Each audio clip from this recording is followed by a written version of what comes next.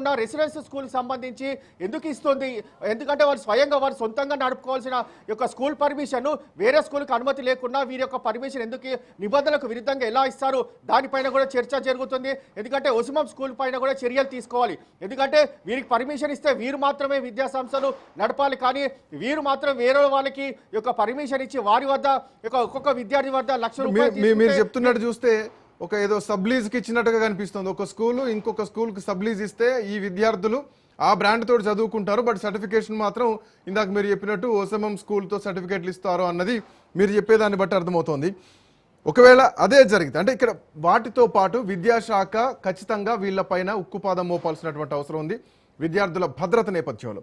And point ఏంటంటే ప్రభుత్వం నిర్దేశించినటువంటి మౌలిక వస్తువులు కానీ ఉపాధ్యాయులకు సంబంధించినటువంటి అర్హతలు కానీ భద్రతా ప్రమాణాలు పాటిస్తున్నారా అన్న అనుమానం ఈ పూర్తి ఎపిసోడ్లో కనిపిస్తోంది.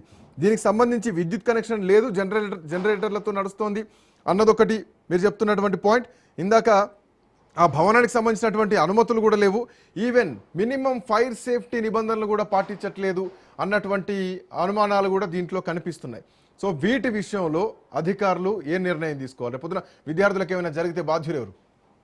అయితే ఖచ్చితంగా ఒక స్కూల్ నిర్మాణం ఉండాలంటే, ఒక స్కూల్కు అనుమతి ఉండాలంటే ఒక స్కూల్కి ప్లే గ్రౌండ్ ఉండాలి, పిల్లలు ఆడుకోవడానికి ప్లే గ్రౌండ్ కావచ్చు.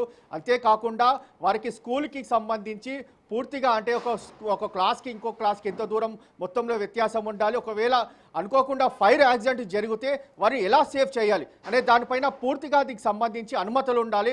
కానీ ఇవన్నీ కూడా ఎక్కడ కూడా లేదు, ఒక ప్లే గ్రౌండ్ కూడా లేదు. ఆ ప్లే గ్రౌండ్ కూడా పూర్తిగా క్లాసుల రూపంలో పూర్తిగా నిర్మించి కేవలం డబ్బుల కోసమే ఇవన్నీ కూడా భవనాలు నిర్మించి ఇటు అధికారులకు ముడుపులు ఇచ్చి మరీ ఒక పర్మిషన్ కూడా తీసుకుంటున్న పరిస్థితి చూస్తున్నాం. కొన్ని స్కూళ్ళకి అనుమతి లేకుండా పక్కవారి స్కూళ్ళ పైన కన్నేసి వారికి ఒక్కొక్క విద్యార్థి తమ స్కూల్ పేరుతో జాయిన్ చేసుకుంటాము, తాము ఒక్కొక్క విద్యార్థికి ₹1,00,000 తీసుకుంటే అందులో 50% వాటా మీకు ఇస్తామని చెప్పి ఒక సబ్లీజ్ ద్వారా పూర్తిగా ఒప్పందం కుదుర్చుకొని ఒక స్కూల్ పర్మిషన్తో ఇంకో స్కూల్ కూడా నడిపిస్తున్న వ్యవహారమే ఒసిమం స్కూల్ కావచ్చు. అంతేకాకుండా